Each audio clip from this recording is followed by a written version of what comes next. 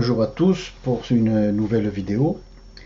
Aujourd'hui, nous allons voir pourquoi, quand une relation se termine, que ce soit une relation de notre famille, que ce soit une relation de couple, ou que ce soit une relation entre amis, simplement, entre camarades, pourquoi quand une relation se termine, elle se termine toujours d'une manière plus ou moins désagréable, plus ou moins dramatique.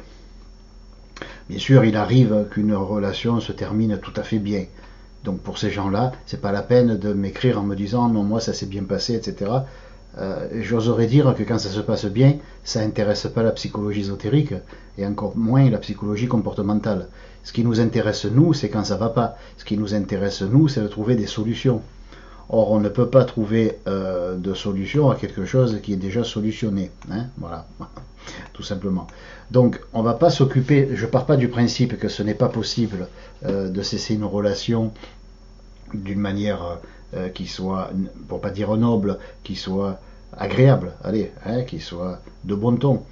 Je dis simplement que, allez, 8-9 fois sur 10, les relations, quand elles cessent, en particulier celles où on a été marié, on a eu des gosses, etc. Quand les relations cessent, ça se passe pas très bien, hein, n'est-ce pas? Voilà, ça se passe d'une manière un petit peu houleuse, on va le dire comme ça. On va essayer de voir pourquoi. Alors déjà, quand deux personnes se quittent, se fâchent, etc., c'est que généralement elles ont un contentieux, qu'elles ont un problème à régler et qu'elles n'arrivent pas à s'entendre. Bon, qu'on n'arrive pas à s'entendre, on se dispute. Pourquoi? Parce que chacun des deux essaye de faire entendre raison à l'autre.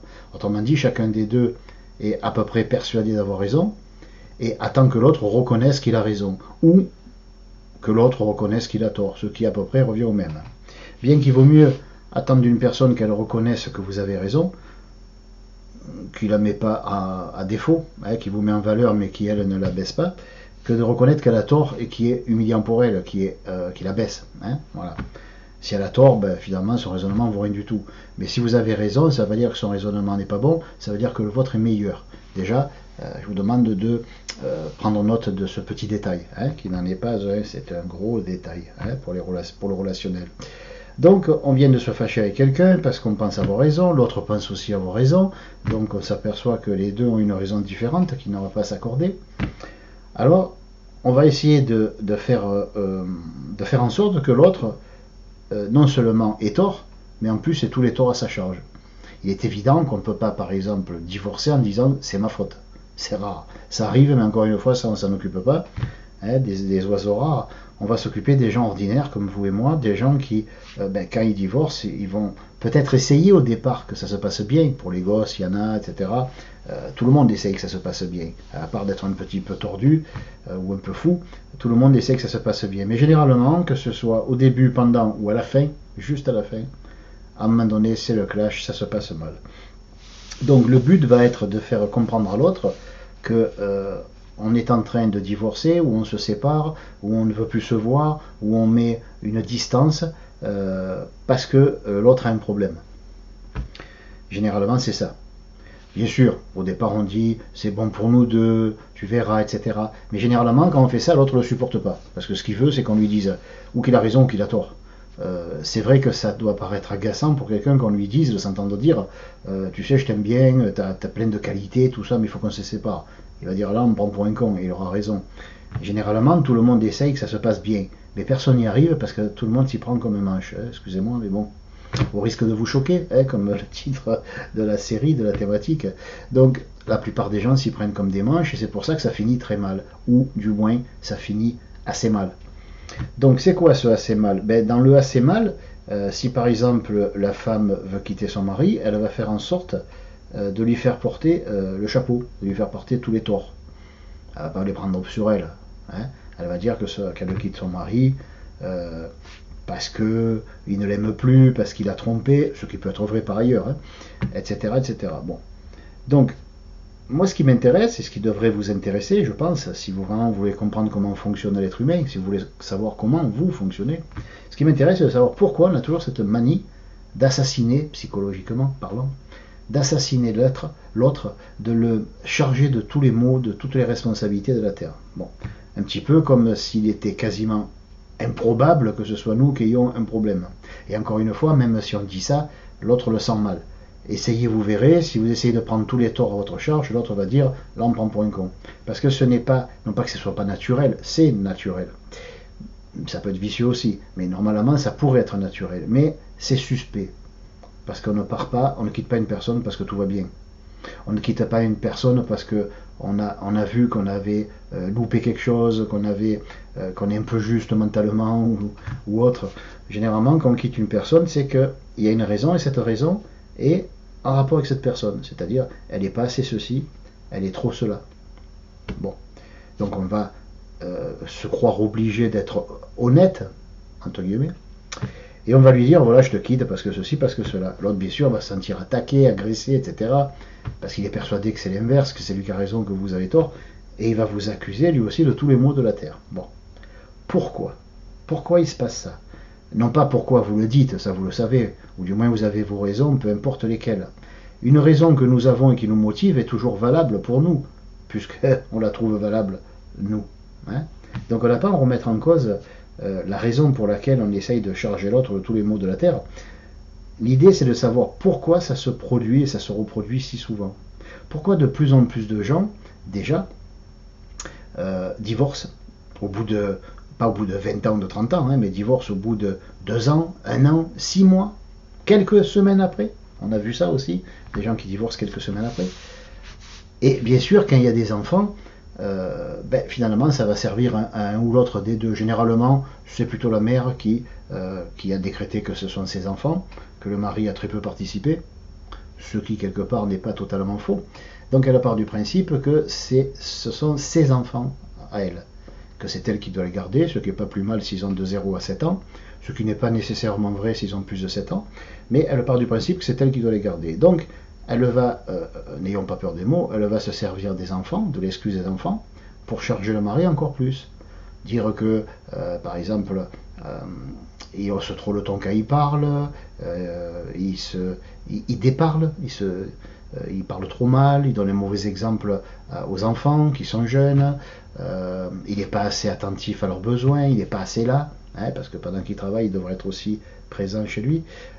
Donc il y a toute une excuse, toute une sorte de ribambelle d'excuses que va employer la femme, et c'est pas pour taper sur la femme, mais c'est ce qui se passe, hein, voilà, hein. Si vous avez un doute, vous avez qu'à prendre le compte rendu de tous les divorces qui passent par avocat ou un jugement, et vous verrez que généralement l'homme il prend le compte, hein, parce qu'il est considéré comme étant le plus fort, physiquement, psychologiquement c'est pas gagné, hein. Il est censé être le plus fort, donc il est censé être celui qui peut bousculer sa femme, qui peut éventuellement s'en prendre aux enfants. Bon, donc c'est vrai que c'est une excuse qui passe très bien, qu'elle soit justifiée ou pas, hein. Il arrive qu'il y a des hommes qui se conduisent comme des cochons envers la femme qui a été la leur, hein, avec laquelle ils sont mariés, et qui maltraitent leurs enfants. Ça, je dis pas le contraire, mais là encore ça m'intéresse pas. Pourquoi ça m'intéresse pas? Parce que c'est vrai. Et donc c'est réglable facilement. Le père tape ses enfants, il y a des marques de coups, bon ben c'est bon, il n'y a qu'à la mettre en prison. On ne tape pas des enfants, c'est très bien, hein, on le sait ça. Mais moi ce qui m'intéresse c'est ce qu'on ne sait pas, c'est ce dont on n'a pas envie de parler, hein, ce que personne ne veut entendre. Voilà. C'est pour ça que c'est au risque de vous choquer, mais il faudra bien un jour en parler. Donc souvent les enfants sont une excuse pour pouvoir divorcer mieux, c'est-à-dire en sauvant ses fesses, en accusant l'autre. Et ça peut être aussi une excuse pour divorcer d'une manière plus confortable, avec une pension alimentaire, etc. Bon. Donc, à un moment donné, on va dire que ce soit l'homme ou la femme, là je parle plutôt de la femme, parce que bon, c'est elle qui garde les gosses, et selon la loi, c'est elle qui la garde, on va dire, par défaut, les enfants. Donc c'est sûr que si quelqu'un doit réclamer une pension alimentaire, même si ça arrive, c'est surtout la femme qui va réclamer la pension alimentaire, qui va réclamer de vendre la maison pour partager les frais, etc. Jusque-là, il n'y a rien à dire, c'est pas la question. Mais ce que je veux dire, c'est que si un divorce se passe, je prends le cas du divorce qui est le plus important, se passe si mal, on a envie de dire mais pourquoi? Déjà, pourquoi on se marie? Parce qu'on ne met pas le couteau sous la gorge quand même. Pourquoi on se marie? Et pourquoi de 6 mois à 2 ans après, on divorce? Et bien sûr, entre-temps, il y a eu un enfant, parce qu'à peine on se marie, paf, il y a l'enfant qui naît au bout de 6 mois. On se demande ce qui se passe, hein. On va pas faire de commentaires désobligeants, mais bon, c'est assez rapide comme truc. À croire que s'il n'y a pas un gosse, au bout de quelques semaines, ben, les deux s'emmerdent, hein, s'ils n'ont pas quelque chose d'autre pour faire tampon au milieu. Donc il faut un gosse, ou le gosse arrive, on va dire par accident, hein, bien que ça, faut pas le dire, ça, hein, par accident, ça arrive jamais. Tu sais, mon chéri, papa, maman t'aime, oui, mais vous m'attendiez pas. Oui, mais il faut pas dire ça. Oui, mais c'est le cas. C'est la vérité, vous m'attendiez pas, je vous ai tombé dessus, hein, comme, voilà, comme une branche d'un arbre nous tomberait sur la tête quand on marche en forêt.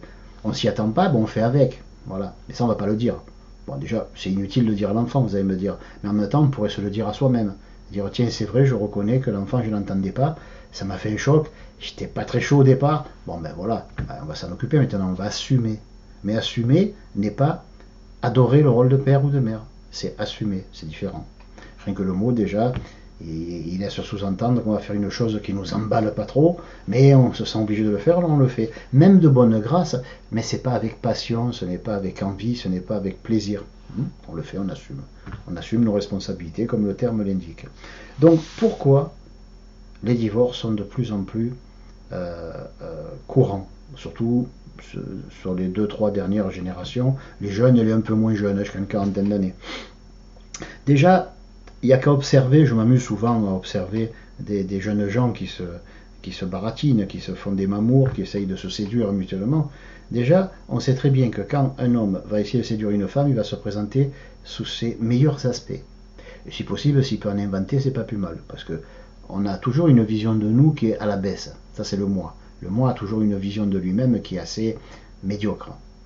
Bien sûr, il y a le moi idéalisé qui est là pour compenser, pour nous faire croire que finalement, on n'est pas si mal que ça ici et là. Mais ça, c'est quand on se sent bien, qu'on a réussi un truc, que le moi idéalisé prend le pouvoir. Mais quand on rate, on loupe, on échoue, on se sent humilié, on se fait rembarrer devant les collègues et tout, par le patron par exemple, ben là, c'est le moi qui dit, je le savais, je suis un raté. Ou alors, on m'a traité comme une merde. Vous voyez, et comment ça se fait qu'ils sont arrivés? Est-ce que suis-je une merde? Bon. Donc, les gens ont une vision d'eux qui est assez, comment on pourrait dire, pour pas trop choquer, elle est assez lamentable. Hein, la vision que l'être humain a de lui-même à notre époque, surtout en Europe, et en particulier en France. Comme on vit en France, enfin je vis en France, donc c'est pour ça que je m'occupe surtout des Français. Donc le Français, d'une manière générale, a une vision de lui assez pitoyable. Hein, voilà, le moi, il a pas d'estime pour le moi, il s'aime pas tel qu'il est. Donc il essaye de s'améliorer. Donc quand il voit une belle femme et qu'il la désire, il sait très bien que la femme va avoir des exigences. C'est comme ça que les hommes projettent les femmes. Je ne dis pas que c'est comme ça que sont les femmes. Je dis que les hommes les projettent comme ça. C'est plus fort qu'eux. Hein, voilà. Ils ont dû avoir une discussion avec papa quand ils étaient jeunes. Donc, l'homme va essayer de se faire aimer de la femme, de se faire accepter déjà, et après de se faire aimer. Et pour séduire une femme, il faut que l'homme réfléchisse à ce qu'elle attend. Mais entre ce qu'elle attend et ce qu'il est capable de donner, il y a quand même des fois un écart. Donc il va commencer à lui donner ce qu'elle attend, tandis que c'est le début, qu'il n'a pas eu ce qu'il voulait, et c'est sûrement pas de faire une partie de cartes qui désire l'homme au départ. Donc une fois qu'il a eu ce qu'il voulait, il peut se détendre. Mais c'est quoi se détendre? C'est-à-dire qu'il ne fera plus les efforts qu'il a fait au départ pour séduire la femme. Une fois qu'il a obtenu ce qu'il voulait, une fois ou deux ou trois, au bout d'une semaine ou quoi, il va commencer à se détendre et à redevenir lui-même. Et lui-même, c'est l'image qu'il a de son propre moi. Je ne dis pas que c'est son moi, mais c'est l'image qu'il a de lui-même. Il va se manifester tel qu'il croit qu'il est, si vous préférez. Bon. Et là, la femme va dire, oh, c'est quoi ça? Il y a vol sur la marchandise? Je ne vais pas payer pour ça, moi. Et payer, c'est quoi? Parce que de son côté, la femme, elle va se présenter sous son jour le meilleur. Elle va se mettre une gaine pour rentrer un peu le ventre, si elle a un petit peu des bourrelets. Elle va se maquiller, elle va faire tout pour être belle. Elle va faire une chose qu'elle ne fait pas d'ordinaire. Parce que d'ordinaire, elle ne fait pas tout ça. Quand elle n'a pas besoin de séduire un homme qui lui plaît, elle ne fait pas tout ça. Donc c'est son ordinaire, on est bien d'accord. Là, elle va faire des efforts. Et vous savez ce que c'est le propre des efforts? C'est de ne pas pouvoir durer longtemps. On ne peut pas fournir des efforts longtemps. Ça, c'est la nature qui revient au galop et qui nous rattrape. Donc cette femme va se présenter sous un jour qui est au mieux pour elle. Donc elle va faire des efforts. Elle va se comporter d'une manière qui n'est pas vraiment elle, qui est plus proche de son moi idéalisé que de son moi réel. Encore une fois, ce n'est pas une critique. C'est comme ça que ça se passe. On l'accepte ou pas, c'est pas mon problème. Moi, je présente des faits. Si on n'est pas capable de les voir et de les assumer, bon ben voilà, chacun voit midi depuis son pas de porte. Donc, cette femme va faire, comme l'homme, des efforts pour se présenter sous son meilleur jour. Et à un moment donné, quand ça sera acquis, Non pas nécessairement qu'elle attendait le sexe comme l'homme, qui est surtout ça, il cherche toujours surtout ça, mais elle attend peut-être de la sécurité, elle attend peut-être d'avoir un homme équilibré, elle attend peut-être d'avoir un homme qu'on ne trouve pas toujours sous les sabots d'un cheval. Vous voyez, la femme a tendance à idéaliser l'homme, ou à le casser, à le descendre en flèche, ou à l'idéaliser. Hein. C'est rare qu'elle ait une vision équitable de l'homme. Il faut dire aussi que l'homme l'aide pas trop à avoir cette vision équitable. Hein. Donc en fait, elle ne sait pas ce que c'est un homme normal. Elle sait ce que c'est un homme qui lui déplaît. Elle sait ce qui est un homme qui a l'air intéressant, mais il a l'air, il a peut-être pas la chanson, n'est-ce pas? Mais elle ne sait pas finalement. Aucun des deux sait ce qu'est une vraie femme, ce qu'est un vrai homme dans le sens naturel du terme, et non pas quantitatif. Un vrai homme, c'est pas quelqu'un d'extraordinaire. Une vraie femme, c'est pas une déesse. C'est une femme ordinaire dans le sens pur du terme, c'est-à-dire nature. Bon. Donc la femme va faire des efforts et au bout d'un moment, elle va s'apercevoir que l'homme il n'est pas tel qu'elle attendait, qu'il n'était pas surtout tel que lui se faisait passer. Hein. Donc elle va commencer à se sentir un peu volée, donc elle va commencer à faire moins d'efforts pour briller auprès de cet homme qui finalement lui paraît un peu plus terne que nature. Bon. Donc l'homme va se sentir volé. Il va oublier qu'il était le premier à vouloir rouler l'autre, parce que c'est ça. Hein. C'est pas un jeu de séduction. Ce qu'on appelle la séduction, c'est je te prends pour un con et je vais y arriver. Et si j'y arrive, on va être très malheureux tous les deux. C'est ça la séduction. Parce qu'il n'y a pas à séduire. Rien que le mot séduire veut dire qu'on va pas être naturel. Quand on mange, quand on dort, quand on marche dans la rue et qu'on pense à rien de spécial, on n'est pas en mode séduction. Alors pourquoi on le serait dès qu'on voit un homme ou une femme qui nous plaît? Posez-vous la question. Pourquoi cette espèce de réaction qui fausse notre comportement et qui fait que nous ne sommes plus qui nous sommes vraiment, ou qui nous croyons être, la plupart du temps. Donc l'homme et la femme vont être déçus tous les deux, et donc ils vont commencer à se désintéresser l'un de l'autre. Et de jour en jour, de semaine en semaine, de mois en mois, ou peut-être au bout d'une année, ils vont réaliser que non seulement ils sont déçus, mais l'autre les a pris pour un con. Eh oui, la femme va dire, le mec il m'a pris pour un con, il m'a fait croire qu'il était ci, qu'il était là, c'est faux. Non pas que c'est faux dans l'absolu, mais disons qu'il m'a fait croire que pour lui c'était normal, il avait du respect pour les femmes, alors qu'en fait, la plupart du temps, il oublie même que j'existe. Un jour, il va me marcher dessus, il va dire, oh, excusez-moi madame, il va même plus me voir ni me reconnaître. Donc elle est déçue par ça. Donc elle ne veut plus ça. L'homme, il s'aperçoit que la femme, avant, elle était hyper coquette, elle était ci, elle était là, mais elle met des bigoudis, elle sort le matin avec un masque de beauté ou le soir, et lui il fait un bond, il dit, mon Dieu, il prend peur, parce qu'il se dit, c'est qui?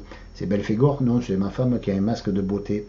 Enfin, c'est le masque a pour but de la rendre belle, mais sur le masque lui-même, ça fait un peu peur, vous voyez. Voilà, il n'y a que les femmes qui trouvent ce masque tout à fait naturel. Mais l'homme, il se fait très peur quand il rencontre Hulk dans le couloir, vous voyez, quand c'est un peu sombre, il dit, qui c'est? Ou Hulkette, parce que c'est le féminin de Hulk. Bon. Donc, ces plaisanteries mises à part, on va dire que les deux vont se sentir volés et les deux vont commencer à s'orienter tout naturellement, tout doucement, du côté du que faire.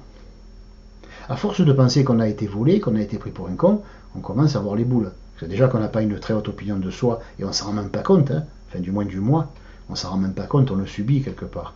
On se dit, mince, pourquoi j'ai fait des efforts pour être belle, dit la femme, alors que lui, il ne fait plus aucun effort il se rase même plus, ou je sais pas moi, ou il s'habille comme un sac, etc. Il me fait même plus la bise, il m'ouvre même plus la portière, alors qu'avant presque il me faisait une courbette, il me baisait la main, en entendant mieux, etc. Bon, mais ça c'était le début. Et au début c'est toujours ça. Et chaque fois on se fait avoir. Pourquoi? C'est à se demander si l'être humain il a envie de se faire tromper ou s'il est dans la tromperie. Et je pense que justement, on ne peut pas accuser l'autre de nous tromper si nous-mêmes on est dans la tromperie. Avant même de dire j'en ai marre, par exemple, de rencontrer des hommes qui me trompent, c'est-à-dire qui me trompent sur la marchandise, qui se font passer pour ce qu'ils ne sont pas. Hein, parce qu'il y a quand même des gens aujourd'hui, des femmes, qui accusent leur mari d'être des gens dans l'obsession, d'être des compulsifs, d'être des narcissiques, ou je ne sais plus quelle expression à la con on a inventée maintenant, là, et qui est repris d'ailleurs par les psychologues, et ils ne se rendent pas compte le mal qu'ils font, mais bon, on en parlera peut-être dans une autre vidéo, c'est pas bien ça de faire ça. Parce que la femme, elle n'a pas eu le couteau sous la gorge, elle a son narcissique, elle l'a épousé de son choix. Et d'un seul coup, il devient narcissique, comme ça, par l'opération du Saint-Esprit. Bon, ben là, on va comprendre ce qui se passe. Bon. Nos parents nous ont toujours habitués à dire la vérité. Ils nous ont éduqués selon les normes judéo-chrétiennes, de la politesse, etc. Alors, il faut dire la vérité, il faut être un homme ou une femme bien, il faut être propre, il faut être ci, il faut être là. Enfin, donc on nous a donné une éducation. Et à l'école, on nous a donné un enseignement. Hein, bon. Et certains d'entre nous avons eu même une formation catholique, où il y en a qui ont, bon peut-être plus maintenant, mais il y en a qui ont été peut-être élevés chez les sœurs ou chez les curés, comme on dit, et donc ils ont été élevés dans la foi ou la religion, dans la morale judéo-chrétienne. Bon. Donc cette morale-là, cette éducation, cette somme de programmation mentale, parce que c'est des programmations mentales, hein, il faut ceci, il faut pas cela, tu as le droit à ceci, tu as le droit à cela, ça c'est bien, ça c'est mal, waouh, ça laisse pas beaucoup de liberté. Du coup, quand une personne se retrouve mariée avec quelqu'un qu'elle aime plus, la personne pouvant être la femme comme l'homme, hein, mettez-vous à sa place, elle va être obligée maintenant de casser une relation. Peut-être qu'elle est passée juste devant monsieur le maire, peut-être qu'elle est passée à l'église, et qu'elle a juré elle aussi, comme l'autre, fidélité jusqu'à ce que la mort nous sépare, blablabla, vous savez. Bon, l'être humain est très fort pour se foutre dans la merde. Hein. C'est à ça que vous allez arriver comme conclusion à la fin de cette petite vidéo. Donc, on s'est juré fidélité, on a fait ceci, on a fait cela. Donc, il n'est pas question maintenant qu'on soit le salaud de service qui casse ça. Vous comprenez? On peut pas. On ne peut pas jeter à la rue des années d'éducation, de morale, d'éthique,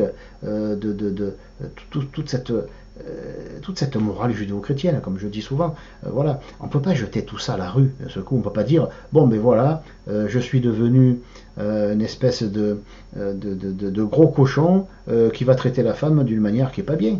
J'ai un gosse ou une gosse, donc je suis marié avec cette femme, eh ben je me débarrasse des deux, je n'ai rien à foutre. On ne peut pas faire ça. Enfin, normalement, on ne peut pas faire ça. Ou si on le fait, on se sent mal. On a le rôle du salaud. Si la femme s'en va, elle va aussi avoir le rôle de l'équivalent du salaud. Hein? Voilà. Parce que vous savez qu'un homme, on peut dire qu'on est salaud, mais les femmes, il ne faut pas les traiter du mot, mais dans son aspect féminin. Hein? Ça fait de suite beaucoup plus grossier. Donc, la femme va vouloir s'en aller à condition qu'elle puisse partir la tête haute. Jusque-là, vous me direz, ben, c'est normal. Mais personne ne dit que c'est pas normal. Moi, je ne vous dis pas ce qui est normal ou pas. Je vous explique pourquoi les choses arrivent telles qu'elles arrivent. Après, que vous trouviez ça normal ou affreux, c'est pas mon souci. Mon problème, ou ma solution, c'est de vous expliquer que si vous arrive ça, c'est que vous avez fait ça, ça, ça et ça. Et si vous faites ça, ça, ça et ça, il va se passer plutôt ceci que cela. C'est tout. Après, à vous de quantifier, de mettre du bien, du mal, de vous amuser avec tous ces trucs inutiles d'ailleurs, par ailleurs. Mais bon, voilà, chacun voit midi à sa porte, comme on dit. Donc, c'est pas mon souci de savoir si c'est bien ou pas ce que je dis. Mon souci est de savoir si vous comprenez bien ce que je vous dis. C'est tout. Donc la femme va essayer de partir en retirant son épingle du jeu, comme on dit. Donc il n'est pas question de passer pour la cochonne. Quand on dit un cochon, c'est toujours masculin. Donc on va faire en sorte que le cochon, ce soit le mari ou l'ex-mari si on divorce. L'homme, il va dire, non, il n'est pas question que je prenne tous les torts. Il ne va pas dire, comme je vous ai dit, j'ai triché, ok, mais toi aussi. Non, ça c'est deux, je sais pas moi, ça serait deux anges incarnés qui parleraient comme ça. Ça n'existe pas, ça. Normalement, on va faire admettre à l'autre qu'il a triché, tout en se gardant de se souvenir, si on le peut, que nous on a triché pareil, sinon plus. Hein, ou même un peu moins, mais on a triché quand même. Donc les deux trichent. Et aucun des deux veut assumer cette tricherie. Voilà pourquoi ça se passe mal. Parce qu'aucun des deux ne veut assumer cette tricherie. Vous comprenez? Donc il faut que l'autre le fasse. Il n'y a rien de plus désagréable que de s'avouer qu'on s'est trompé, qu'on s'est pris pour un con nous-mêmes, parce que faire le zouave, là, le coq qui tourne autour de la poule de la basse-cour pour la charmer, tout ça, quand on se regarde avec le recul, on dit, mais c'est minable, qu'est-ce que c'est cette merde, mais qu'est-ce que je faisais? Tout ça parce que j'avais des envies sexuelles, c'est tout. Et je me retrouve marié avec deux gosses. Qu'est-ce qui s'est passé? Comment j'ai pu me démerder pour me faire piéger à ce point? Et hop, de suite, me faire piéger, donc c'est la femme. Et la femme va dire, oh là là, le mec il va s'en aller, il est jeune, il est beau, la plupart des gens qui divorcent à 25-30 ans, ils sont jeunes et beaux. Hein. Il va se retrouver une nana, il va s'éclater, moi je vais me torcher les minots, comme on dit, hein. Je vais m'occuper des gosses, je ne pourrai pas draguer, qu'est-ce que je peux faire comme séduction avec deux minots sur les bras, qui va me prendre? Vous voyez? Donc elle est dans ce marasme mental, elle se dit, il va me le payer, il faut qu'il me le paye. Elle oublie que c'est elle qui voulait les enfants, généralement, des fois c'est les mecs. Mais la femme, elle n'a pas dit, bon, mais puisque tu me mets le couteau sous la gorge, je suis obligé d'accepter. Elle a accepté. Donc elle est responsable de cette acceptation, que ça y est plus ou pas sur le moment. Elle a dit oui, il fallait dire non. Mais elle a dit oui. Et ça, elle ne l'assumera jamais. Et si c'est elle qui a demandé, ben encore moins. Elle voit qu'une chose, c'est qu'elle se retrouve seule avec 2 gosses sur les bras. C'est l'expression populaire. Hein. Vous vous rendez compte, mon mari m'a largué, il est parti comme ça, il m'a laissé avec 2 gosses sur les bras. Ma pauvre dame, comme je vous plains. Ou alors, vous vous rendez compte, alors qu'on a 2 enfants, ma femme s'est barrée avec son prof de culture physique, là, ou de gymnastique, je ne sais pas comment on dit maintenant. Vous savez, elle allait dans une salle, là, où les femmes sont en petit maillot, bien, pas du tout moulant, tout ça, pour pas du tout attirer l'attention. Et du coup, son prof de musculation, qui est un très beau mâle, il a tourné la tête. Alors je lui ai dit, mais chérie, t'as 2 gosses, t'as ton mari, tout ça. Et du coup, moi, je ne serais plus à rien. Hein, j'ai pris un peu de ventre avec les années, tout ça. Et elle s'est en allée avec son prof de culture physique. Et moi, je suis là comme un con avec les gosses. Voilà. Chacun se retrouve dans la situation enviable. Parce qu'apparemment, tout le monde la veut. Donc c'est envié. Hein, donc si elle est enviée, c'est qu'elle est enviable. De la victime.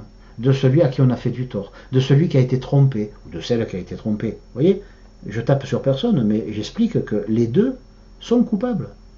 Non pas de leur réaction ensuite.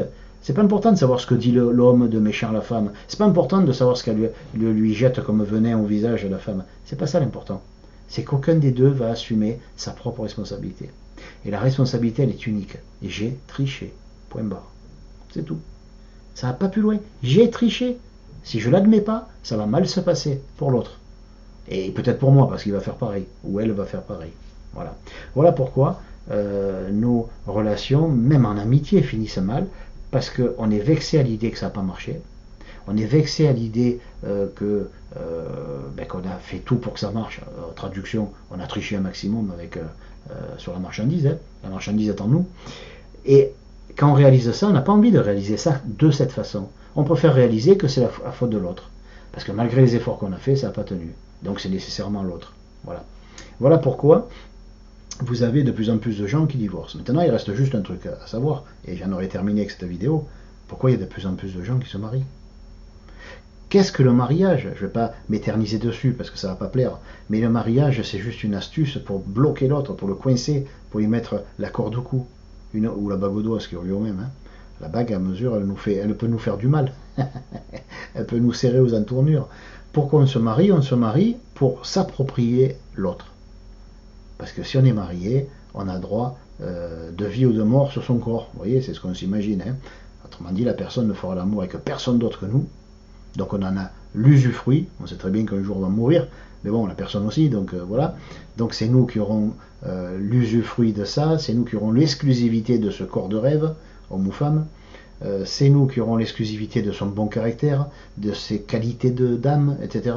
L'exclusivité. La peur de partager, la peur que d'autres puissent nous prendre ce que de toute façon on ne peut pas posséder. Parce qu'on ne peut pas posséder les autres. C'est pas possible. On se le prouve tous les jours et on ne veut pas le comprendre. Alors on se le reprouve tous les jours jusqu'à ce qu'on le comprenne. Voyez? Donc les gens actuellement ont une peur, mais une peur terrible d'être seul, de finir seul, de ne pas être aimé, d'être rejeté, que sais-je. Donc ils se marient comme d'autres demandent qu'on leur envoie une bouée parce qu'ils sont en train de se noyer. Voilà pourquoi il y a de plus en plus de mariages. Parce que les gens ne veulent plus rester seuls. Ils ont peur. Ils se disent, si je suis seul, je vais être seul avec moi, et moi, j'aime pas. Comment? Ben oui, moi, j'aime pas. Voilà, je ne m'aime pas. Donc avec quelqu'un qui va essayer de m'aimer, et peut-être réussir, je ne sais pas comment va faire la personne, mais si elle réussit à m'aimer, ben quelque part, je m'aimerai par procuration.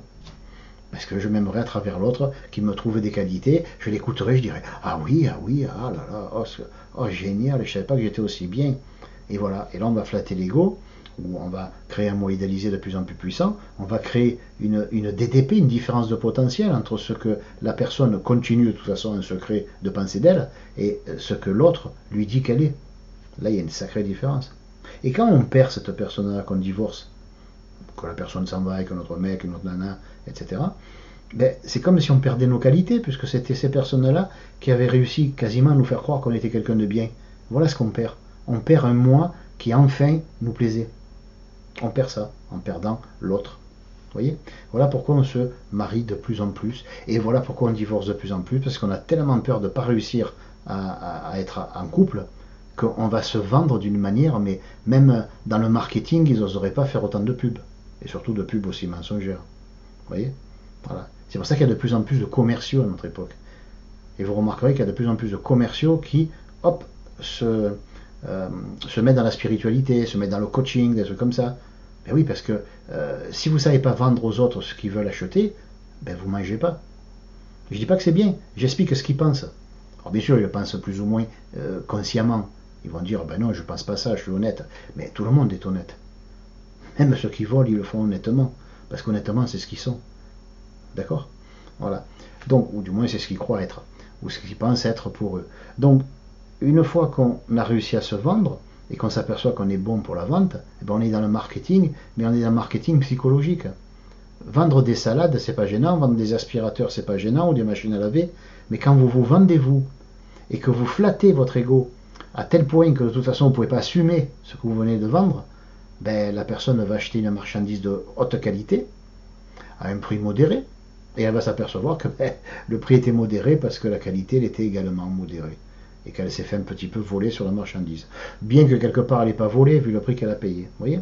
Donc tout le monde vit avec cette espèce d'état d'esprit de je vais essayer d'aller voir un vendeur en lui faisant comprendre que je ne me fais pas avoir, il va me vendre des trucs, il va dire que c'est le plus bon, le meilleur, tout, mais on repart quand même avec un aspirateur, vous voyez? Voilà. Parce que quelque part on a besoin de croire. Et celui qui vous vend l'aspirateur a besoin de croire en lui. Et s'il n'aura pas à vous vendre l'aspirateur, il va plus arriver à croire en lui. Non pas qu'il sera seulement un mauvais vendeur, c'est qu'il sera mauvais tout court. Parce qu'il est un vendeur. Il devient ce qu'il fait. Beaucoup de gens sont devenus leur métier, pour ainsi dire.